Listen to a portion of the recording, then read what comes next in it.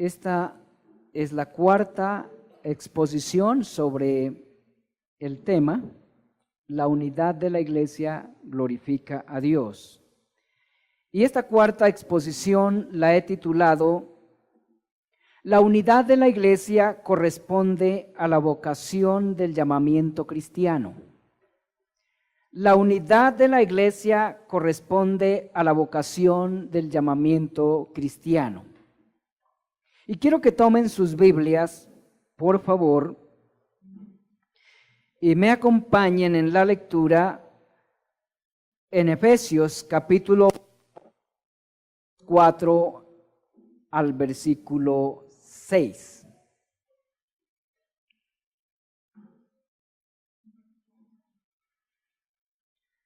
Efesios capítulo 4, versículo 6. Dice allí la Escritura: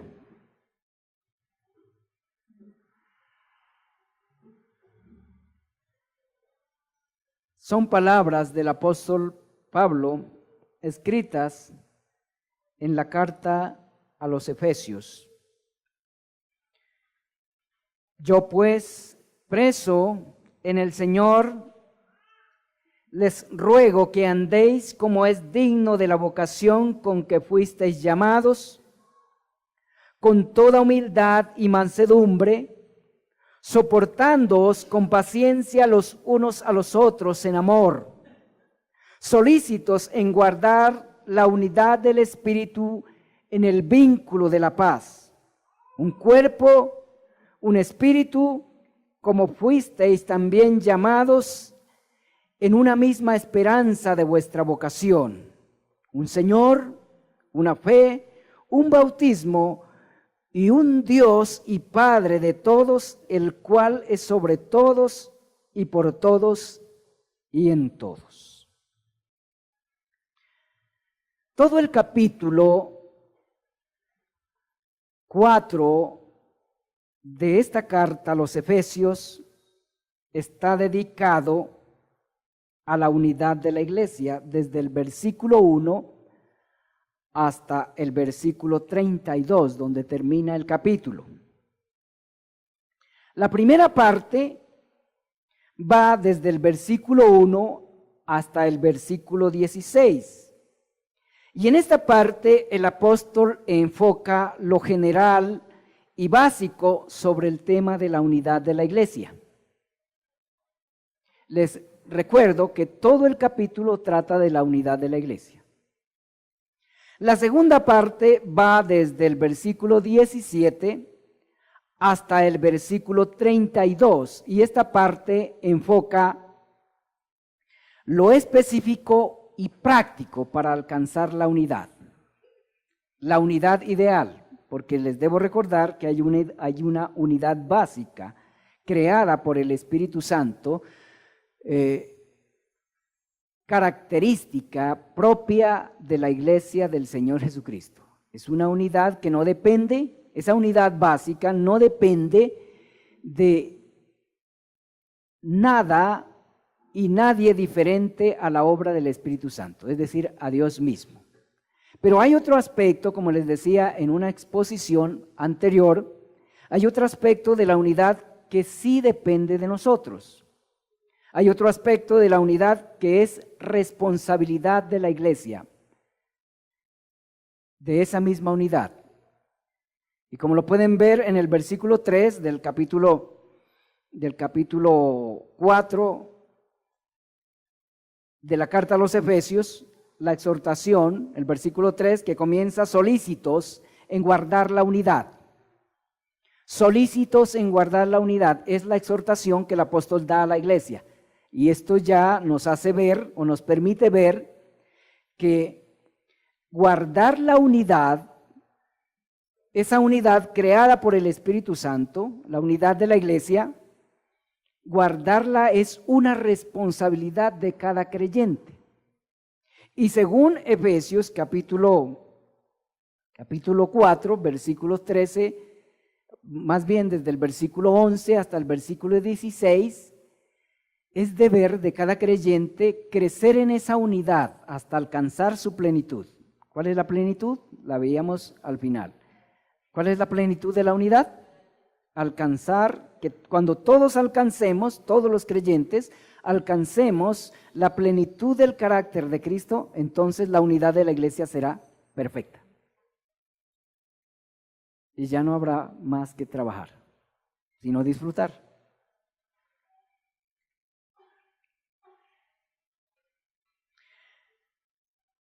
De acuerdo al versículo 1 del capítulo 4, es decir, el párrafo que acabamos de leer, de acuerdo al versículo 1, la unidad de la iglesia del Señor corresponde a una vocación específica y especial con la cual sus miembros son llamados. Fíjense en el texto.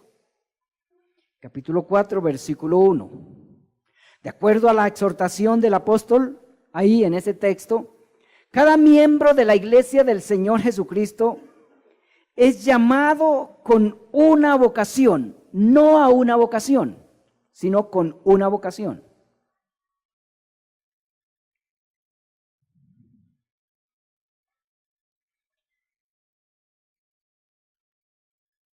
Esto es, con una posición y una función, o unas funciones. La vocación, toda vocación envuelve eso, una posición y un trabajo, o unas funciones. Según el argumento del apóstol, la vocación viene con el llamamiento. O más bien el llamamiento mismo implica la vocación. El llamamiento incluye las facultades para asumir la posición y cumplir las funciones de la posición. Se dice que un médico es médico por vocación. Quiere decir que tiene una inclinación por la medicina y se dedica a la medicina.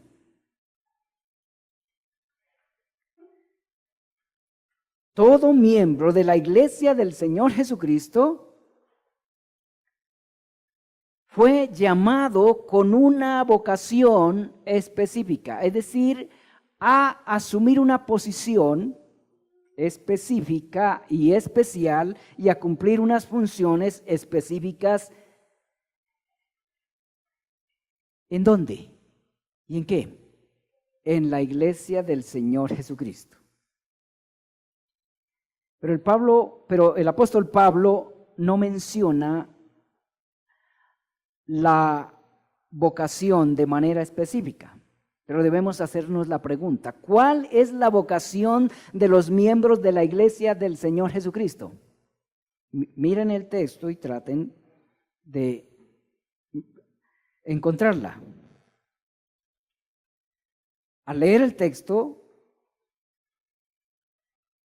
podemos darnos cuenta que aunque el apóstol menciona la vocación, la menciona de manera general, no la menciona explícitamente, no dice cuál es la vocación con la que los miembros de la iglesia son llamados, no. Menciona la función y lo que hay que hacer para corresponder a ella. Por lo que dice todo el capítulo, podemos inferir que la vocación con la cual es llamado cada miembro de la iglesia de Cristo es con la vocación de conformar la iglesia de Cristo.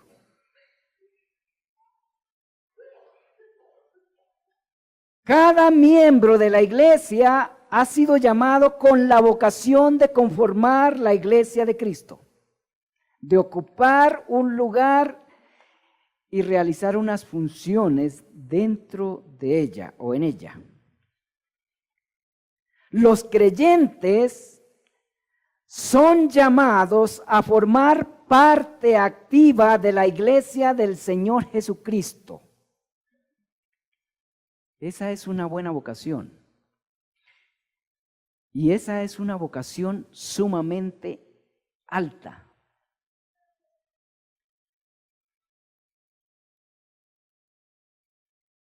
Eso no lo entendemos por sentido común. Incluso el sentido común no admite tal concepción. Pero ser miembro de la Iglesia del Señor Jesucristo es una vocación de las más elevadas que se le pueda otorgar a ser humano alguno. Es una vocación sumamente alta si tenemos en cuenta lo que realmente es la Iglesia del Señor Jesucristo para Él. Para Él. No para nosotros, porque nosotros tenemos una estima muy, muy, muy baja de lo que es la Iglesia del Señor Jesucristo. Nuestros hechos lo evidencian. Para poder comprender la elevada vocación del llamamiento cristiano y la importancia que la Iglesia del Señor Jesucristo tiene, necesitamos verla con los ojos del mismo Señor Jesucristo. ¿Y saben por qué no alcanzamos a apreciar la importancia de la iglesia? Porque todavía no miramos a la iglesia con los ojos del Señor Jesucristo.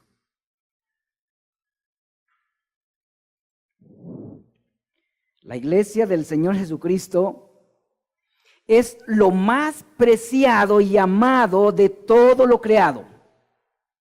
Lo más preciado por Él. Y lo más amado por Él, de todo lo creado. No hay nada en toda la creación más apreciado y amado por el Señor Jesucristo que su iglesia. No para nosotros, para Él. La iglesia de Cristo es el gran templo de Dios en construcción en el cual habitará por la eternidad. La iglesia de Cristo, la que Él compró con su sangre, es el organismo en el cual habita y obra salvando y santificando a su pueblo. Y hay mucho más que es la iglesia del Señor Jesucristo. Es su amada esposa, su prometida, pronto su esposa. Y repito, y esto no lo debemos olvidar, no hay nada en toda la creación que sea más preciado y más amado por el Señor Jesucristo que su iglesia.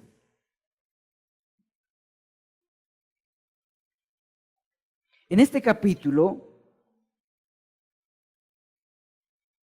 podemos contemplar a la iglesia del Señor Jesucristo como su cuerpo en crecimiento. El capítulo contempla a la iglesia del Señor Jesucristo como el cuerpo mismo del Señor Jesucristo.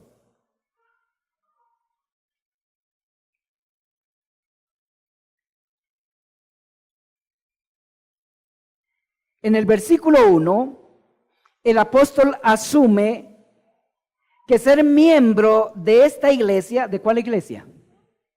De la iglesia del Señor Jesucristo, es ser objeto de un llamado a una posición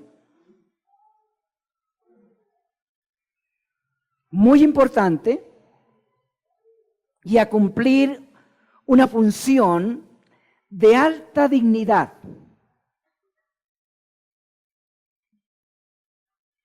En otras partes, el apóstol lo llama el supremo llamamiento.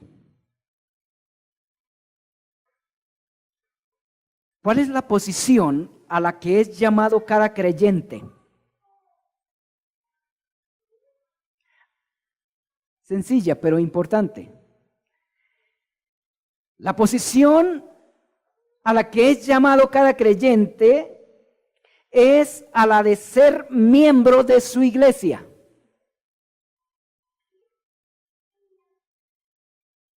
Versículo 16. El solo hecho de ser miembro de la iglesia del Señor Jesucristo es una dignidad de muy alto valor. Es una dignidad de más alto valor que tener el privilegio de ser presidente de la República o senador. Sin embargo, lo apreciamos menos. Apreciamos menos el hecho de ser miembros de la iglesia del Señor Jesucristo que el trabajo que tenemos, que la profesión que tenemos. ¿Por qué me atrevo a decir eso? Porque a veces descuidamos este privilegio por lo otro.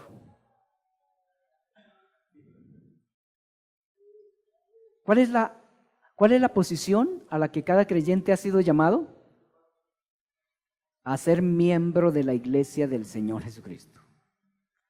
¿Y cuál es la función de esa posición? Recordemos que vocación implica posición y función.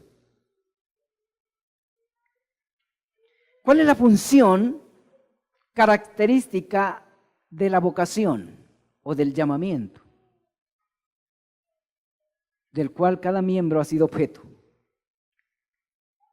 La función de este llamado o vocación es guardar la unidad del Espíritu, versículo 3. Esa es la función.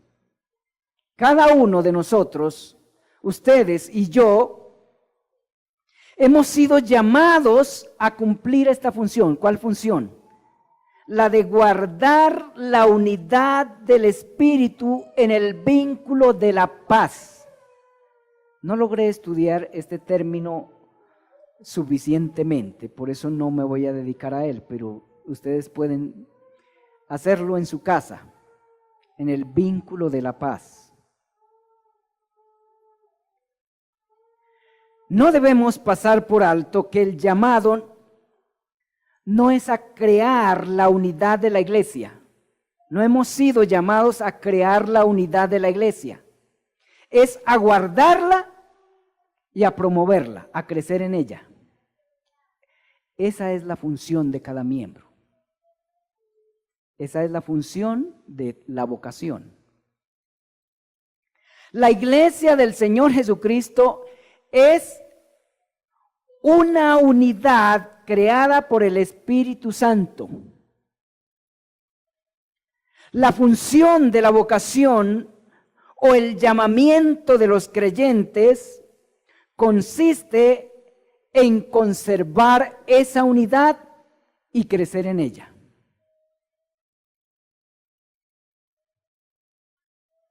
Ser llamado a conformar la iglesia de Cristo, a conservar su unidad y a crecer en ella, es una dignidad a la cual cada miembro de la iglesia debe corresponder. El capítulo 4 de la carta a los Efesios inicia exhortando a los miembros a vivir conforme a esa dignidad. ¿Lo notaron en la lectura? O por lo menos confírmenlo. El capítulo 4 comienza exhortando a los creyentes, es decir, a los miembros de la iglesia, a vivir conforme a esa dignidad. ¿Cómo lo dice el apóstol Pablo? Que andéis como es digno. ¿A cuál dignidad se refiere? A la de ser llamados a formar parte activa de la iglesia del Señor Jesucristo. Esa es la dignidad. Es una dignidad que a muchos no se le ha concedido y no se le concederá a muchos otros.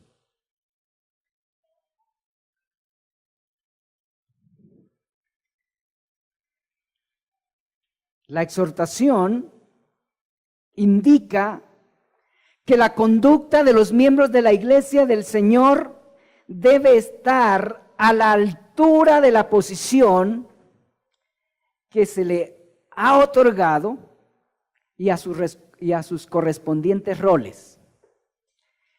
Esa realmente es la exhortación, a que la conducta de los creyentes esté a la altura de esa posición, de esa dignidad y a la altura de sus funciones, de sus roles, de los roles de esa vocación. Les recuerdo, ¿cuál es la vocación? Formar parte de la iglesia. ¿Cuál es la función? Guardar la unidad del Espíritu y crecer en ella. Y crecer, no solo conservarla, sino crecer en ella.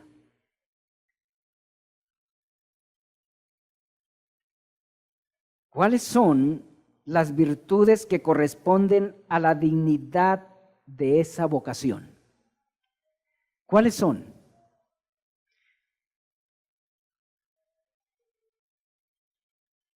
El apóstol las menciona en el versículo 2 y en el versículo 3. Las virtudes que hacen digna a la persona de esa vocación, el apóstol las menciona en el versículo 2 y en el versículo 3. ¿Cuáles son esas virtudes?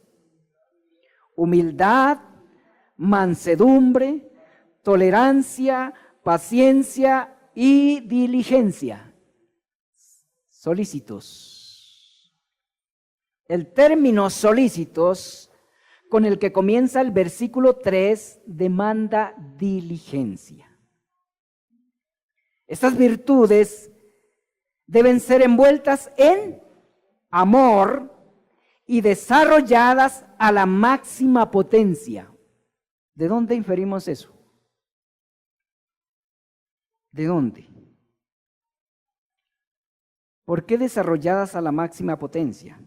Bueno, eso es lo que indica la expresión con toda, con el que comienza el versículo 2. Noten que el apóstol no está diciendo con humildad solamente, sino con toda, es decir, con la humildad desarrollada al máximo grado. Y no solo la humildad, sino también la mansedumbre, la paciencia y la diligencia. La palabra con la que empieza el versículo 2 potencializa las expresiones que siguen. Podemos leerlo con la máxima humildad, con la máxima mansedumbre, con la máxima paciencia y con la máxima diligencia. Es decir, con toda la diligencia que usted pueda dar.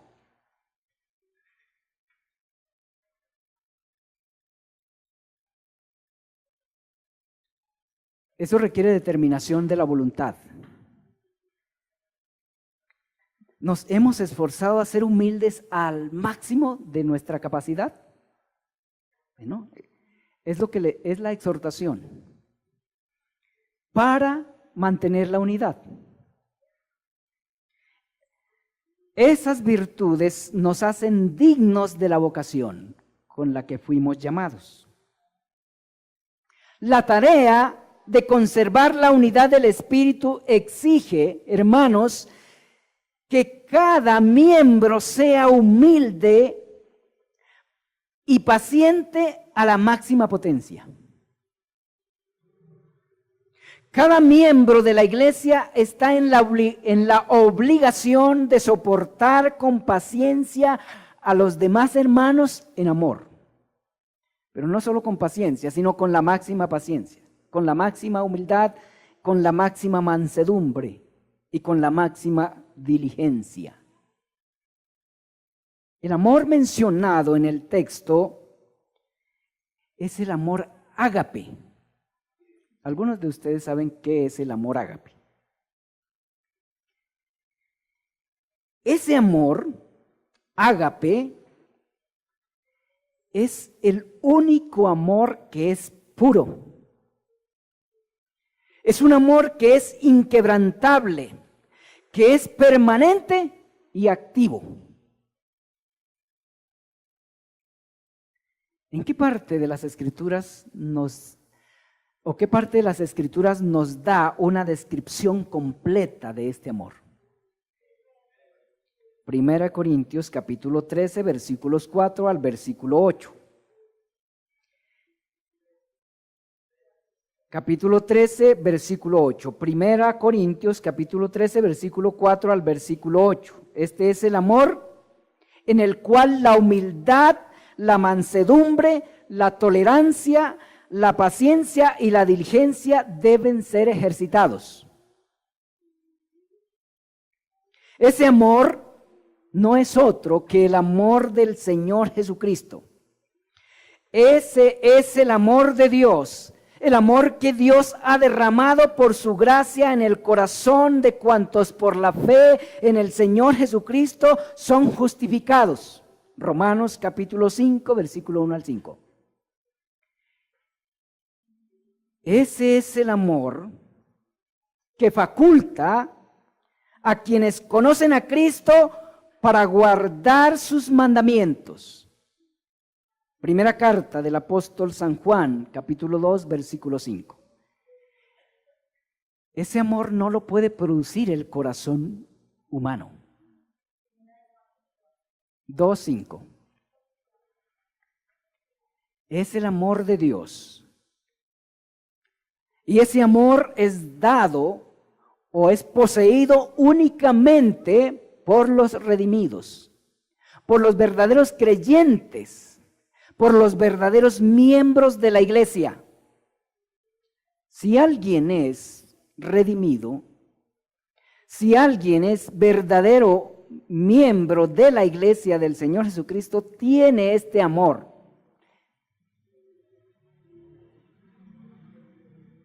Y debe ponerlo en acción para guardar la unidad. Un creyente no puede decir, es que yo no puedo tener paciencia.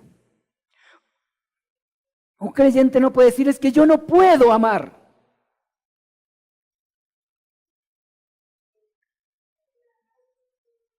Pero el amor ágape tiene unas características que lo distinguen de toda otra clase de amor. Un miembro de la iglesia del Señor Jesucristo, falto de humildad, de mansedumbre, de tolerancia, de paciencia y de diligencia, es un miembro falto del amor de Dios. ¿Quieren que les repita esto? Creo que sí, vale la pena. Un miembro de la iglesia del Señor Jesucristo, falto de humildad, falto de mansedumbre, falto de tolerancia, falto de paciencia y de diligencia, es un miembro falto del amor de Dios. Y un miembro falto del amor de Dios es un miembro falto del carácter del Señor Jesucristo. Estas virtudes son las que realmente nos muestran si estamos siendo hechos a la imagen del Señor.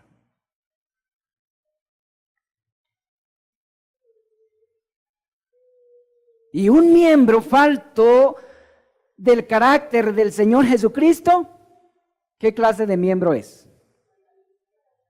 Probablemente no es miembro.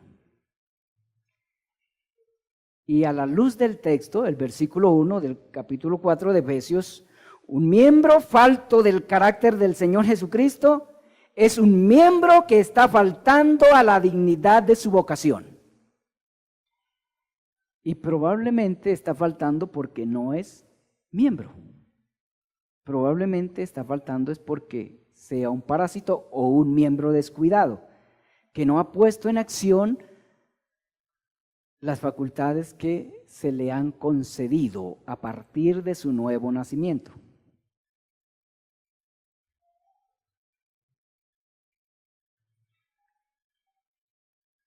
Mencionadas las virtudes que cualifican la vocación, el apóstol procede a mencionar la base de la unidad de la iglesia en los versículos 4, 5 y 6. En esos versículos 4, 5 y 6, el apóstol mencionó la base de la unidad de la iglesia. 7 realidades. La iglesia del Señor Jesucristo está unida por 7 realidades inquebrantables.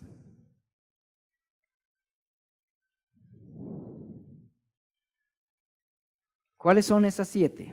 Primero, un cuerpo.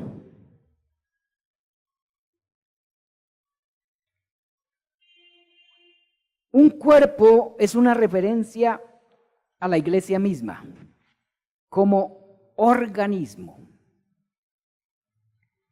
No meramente como institución, sino como organismo. La iglesia del Señor Jesucristo es una, única y la misma desde el principio hasta el fin. Escuchen bien esto, porque algunos tienen concepciones diferentes. Y si alguien aquí tiene concepción diferente a la que les estoy comunicando, es necesario que nos reunamos y vayamos a la Biblia para ponernos de acuerdo. Porque usted o yo puede estar equivocado. Porque no hay 2 verdades sobre el mismo asunto. No las puede haber. Repito, un cuerpo está hablando de la singularidad de la iglesia y una singularidad universal y perpetua. Singularidad universal y perpetua. ¿Eso qué quiere decir? Lo que quiere decir es que la iglesia del Señor Jesucristo es una, única y la misma de principio a fin. Es una y la misma desde Génesis hasta Apocalipsis. Desde la eternidad hasta la eternidad. La iglesia de Dios ha sido, es y será un solo organismo. Un solo olivo, Romanos 11, 17 al 24. Un solo pueblo, Efesios 2, 19. Y un mismo cuerpo, Efesios 4, 4. Y 1 Corintios 2, 13. ¿Perdón? Un solo olivo, Romanos 11, 17 al 24. Un solo pueblo, Efesios 2, 19. Un mismo cuerpo, Efesios 4, 4. Y 1 Corintios 12, 13. Uno de los argumentos a los que quiero llamarle la atención y desafiarle en cierto modo es el que dije al principio. La iglesia del Señor Jesucristo es una y única y la misma desde el principio hasta el fin, desde Génesis hasta Apocalipsis, desde la eternidad a la eternidad. En una reunión que teníamos con los pastores, entramos a conflicto porque algunos de los pastores que estaban allí creen que la iglesia solo comenzó a existir desde el Nuevo Testamento, a partir del Pentecostés. Y en uno de los documentos que estaba compartiendo con ellos, yo argumento que la iglesia está desde el Edén en adelante. Y eso les pareció asombroso. Pero todavía no me han probado que no. Estoy esperando que me prueben que no. Y si alguien que esté presente o que me esté escuchando, que escuche el video, puede probarme que la iglesia no existe desde Génesis hasta Apocalipsis, yo le agradezco que me ayude, porque si estoy equivocado debo corregir el error. Claro, esta no es una convicción trascendental que afecte mortalmente la vida cristiana. Pero yo creo que la iglesia existe desde el principio hasta el fin y es la misma y la única. Dios no tiene 2 pueblos. Algunos creen que Dios tiene hoy 2 pueblos, uno la iglesia y otro el Israel, biológico. Claro, estas no son verdades que afecten la salvación. Afectan, sí, en alguna medida la fraternidad, la afectan. Pero aún en estas diferencias tenemos que hacer ejercicio de la paciencia, de la humildad, de la mansedumbre y de todas esas virtudes, y no subestimar la obra de Dios en una persona por estas diferencias. ¿Cuál es la otra verdad sobre la cual la iglesia está, o que constituye la unidad de la iglesia? Un solo espíritu.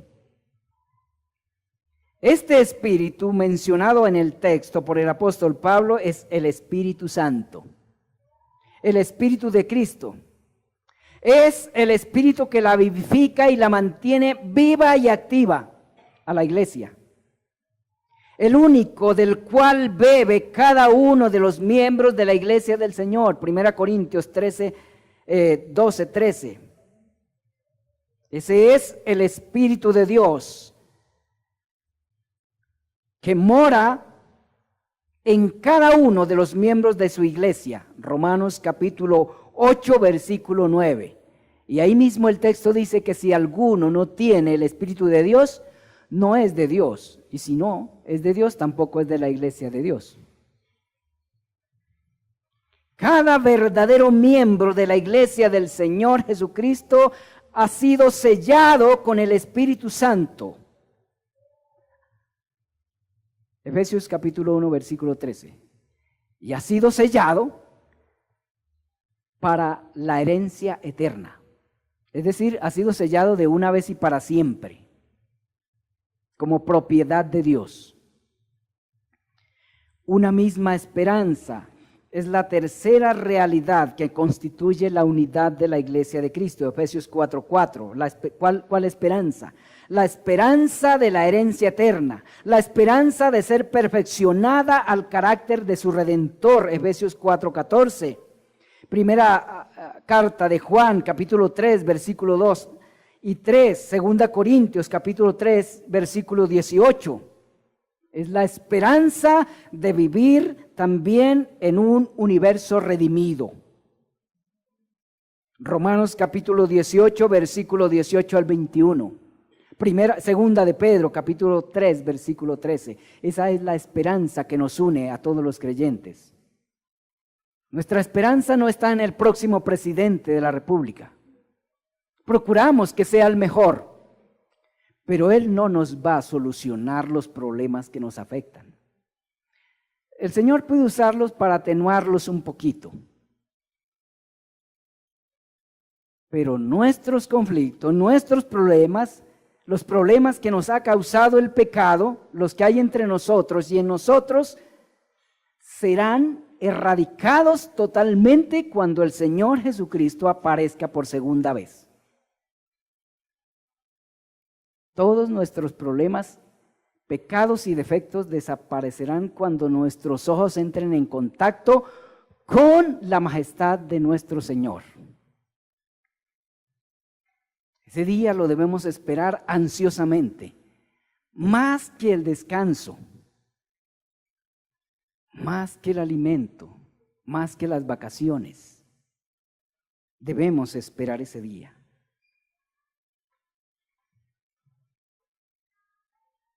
La esperanza de la iglesia de Dios y de cada uno de sus miembros también es la esperanza de vivir en perfecta comunión con Dios,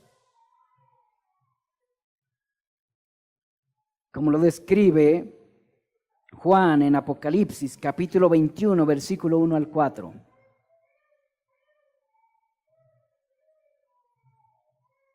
No hay deseo más grande del corazón de un redimido que el deseo de encontrarse con su Señor y Salvador y de vivir en plena comunión con Él. Porque no hay dicha más grande que esa. Dichoso es el que se casa con una buena esposa.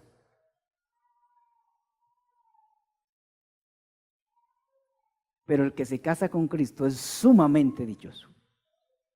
Sumamente. Hay personas, hermanos y hermanas, que el Señor no les concede una esposa o un esposo.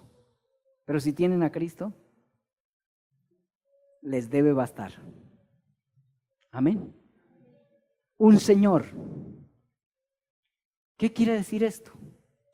Quiere decir que la iglesia del Señor Jesucristo solo tiene un dueño, un amo. El único amo y dueño de la iglesia del Señor es el Señor Jesucristo. El único dueño y amo. Él es el único soberano, el único que tiene autoridad absoluta sobre la iglesia es el Señor Jesucristo. Ni los pastores no tenemos autoridad absoluta sobre la iglesia. A veces pretendemos tenerla y procuramos tener autoridad absoluta sobre la iglesia. Procuramos gobernarla a nuestro antojo, a nuestro capricho a veces. Pero cuando hacemos eso, estamos cruzando unos límites peligrosos. Porque estamos pretendiendo tomarnos el lugar del Señor Jesucristo, el único soberano de su iglesia. Una fe, otra de las verdades. Esta fe, en primer lugar, es la verdad en cuanto al Señor Jesucristo y a su obra redentora. Esa verdad entregada de forma infalible a los apóstoles una vez y para siempre. Juan capítulo 16, versículo 12 al 14 y Judas versículo 4. Esa es la única verdad que sustenta a la iglesia en la unidad del Espíritu y la única por la que crece en esa unidad. Efesios 4:15, 2:20 al 22. En segundo lugar, esa fe también es esa confianza singular, sencilla, humilde y abnegada, pero firme que Dios ha dado a sus escogidos a partir de la regeneración realizada por el Espíritu Santo. La mayoría de los teólogos, al hablar de esta fe que constituye la unidad universal de la iglesia del Señor Jesucristo, solo se refieren al aspecto objetivo de la fe. Casi ninguno tiene en cuenta el aspecto subjetivo, es decir, la confianza. Pero la confianza de cada verdadero cristiano en la persona y la obra del Señor Jesucristo también forma parte de esta fe y es una fe única que no la puede tener alguien que no sea miembro de la iglesia de Cristo. Es lo que se llama la fe salvadora.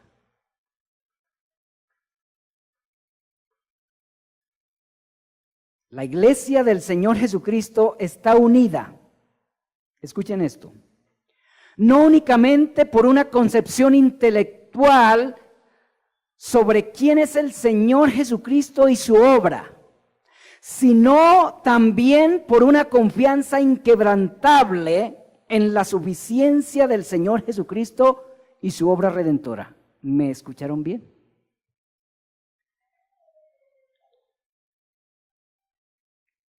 Hay una fe que ha sido dada a los creyentes, hablando del aspecto subjetivo, es decir, hay una confianza que caracteriza a los verdaderos miembros de la iglesia de Cristo,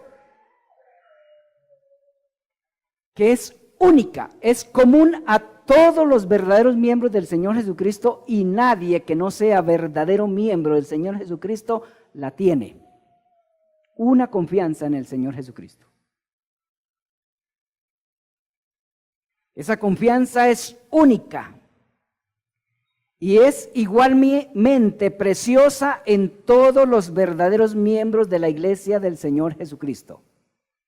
De manera que, contradiciendo un poco a algunos hermanos de los cuales he aprendido mucho, yo me atrevo a decir y a afirmar que la fe a la cual se refiere Pablo aquí como constituyente de la unidad universal de la iglesia, además de ser la doctrina sobre, es decir, la verdad en cuanto a la persona y obra del Señor Jesucristo, también es esa confianza única, exclusiva, que distingue, que caracteriza únicamente a los verdaderos creyentes.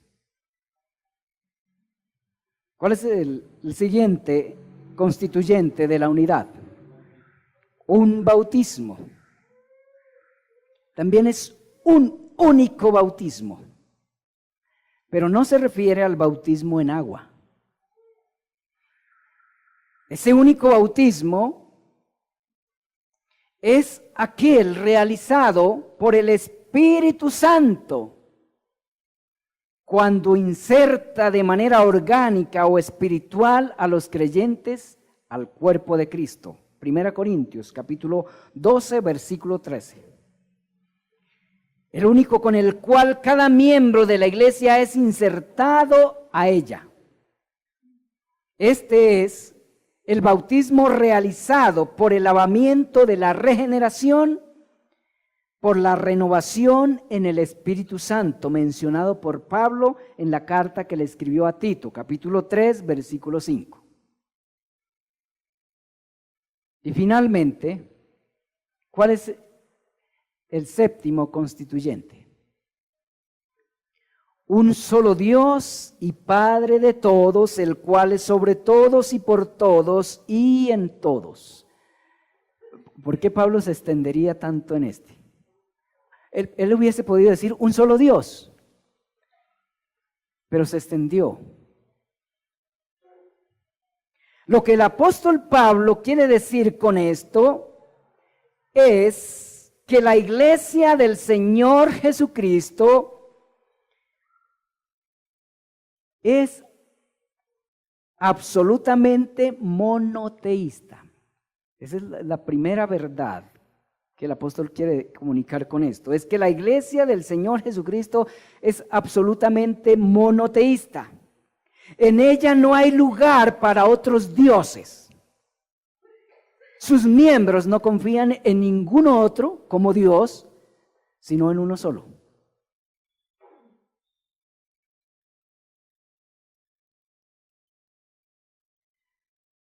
La iglesia romana no califica, queda por fuera.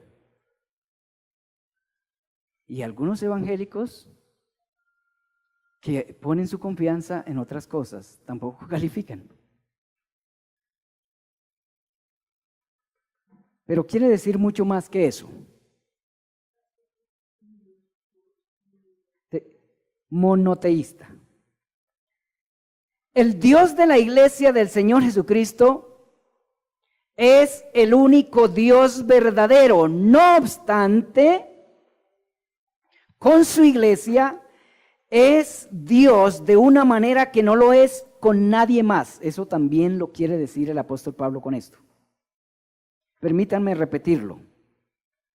El Dios de la iglesia, de Dios, es el único Dios verdadero, pero con su iglesia es Dios de una manera que no lo es con nadie más en el mundo. Él es Dios y Padre de todos. Todos los miembros de la iglesia, de su iglesia, gozan de su paternidad de manera única. Su deidad y paternidad está sobre y a favor de todos los miembros de su iglesia, como no está sobre ninguna otra criatura en el mundo, ni siquiera sobre los ángeles santos, ni siquiera.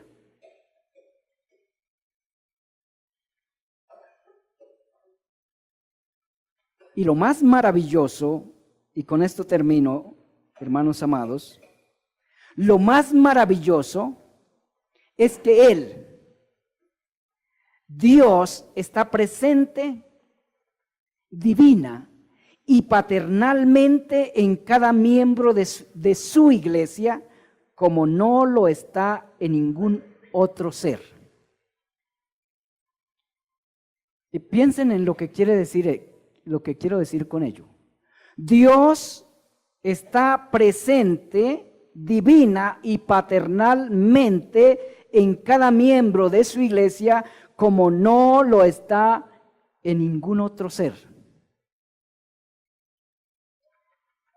La presencia de Dios está en cada criatura suya, pero de una manera particular y singular lo está en su iglesia.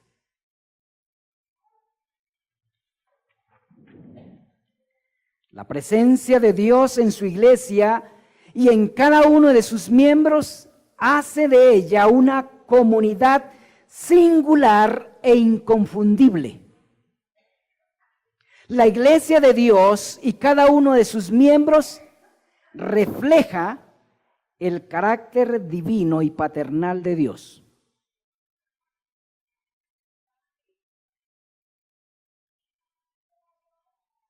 Estas 7 realidades espirituales son las que constituyen la inquebrantable base de la unidad de la iglesia del Señor Jesucristo. La iglesia de Dios está inquebrantablemente unida por estas 7 realidades espirituales. La división que los hombres causemos por nuestro envanecimiento, por nuestra altivez, por nuestro autoritarismo y sectarismo, ante las realidades que constituyen la iglesia del Señor, son fisuras superficiales. No obstante, escuchemos bien, el hecho que esté diciendo que las divisiones que causemos por nuestro pecado ante estas realidades sean fisuras superficiales, no quiere decir que no sean graves.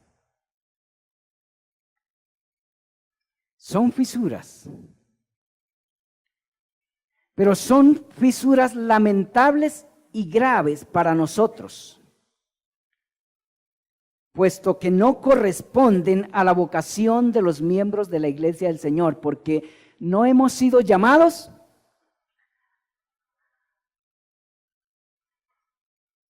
a dividir la iglesia. No hemos sido llamados a crear fisuras en la iglesia del Señor, sino lo contrario. Hemos sido llamados, o más bien la vocación de cada miembro de la iglesia del Señor consiste en conservar la unidad creada por el Espíritu Santo sobre esas 7 realidades mencionadas y crecer en ella con las virtudes y elementos apropiados para ello. De manera que, aunque las divisiones que causemos con nuestro pecado frente a esas realidades solo sean fisuras, no significa que no sean asuntos graves. Porque cualquier comportamiento nuestro que ponga en riesgo la unidad de la iglesia no es pasado por alto por parte del Señor. Es una amenaza en contra de su iglesia y es una insolencia contra la obra de Dios mismo.